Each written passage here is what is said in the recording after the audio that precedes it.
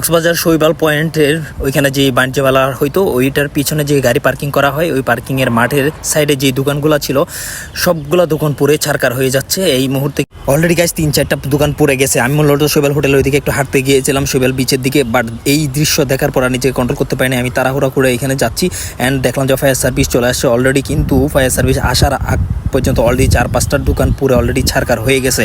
এখানে মানুষজন অনেকে তারা রয়েছে, তারা কেন যায় না, এখানে ভিতরে নাকি গ্যাস সিলিন্ডার রয়েছে, ফ্রিজ রয়েছে, যার কারণে গ্যাস সিলিন্ডার বিস্ফোরিত হওয়ার কারণে ওরা ভয়ে আসলে এখানে যায় নাই। অ্যান্ড প্রত্যেকটা দোকান পুরো ছারকার হয়ে যাচ্ছে। অ্যান্ড আগুন লাগার মূল কারণ হচ্ছে স্টেডিয়ামের ভিতরে যে ঘাসগুলো হয়েছিল ওইগুলো জ্বালানোর জন্য মূলত স্টেডিয়াম কর্তৃপক্ষ এখানে আগুন ধরিয়েছিল। ওই আগুন বাতাসের তীব্রতার কারণে এদিকে চলে আসে অ্যান্ড পুরো দোকানগুলো যেগুলো ছিল সবগুলো দোকান পুরো ছারকার হয়ে যাচ্ছে সবার চোখের সামনে। আর 10টা মিনিট আগে যদি ফায়ার সার্ভিস আসতো তাহলে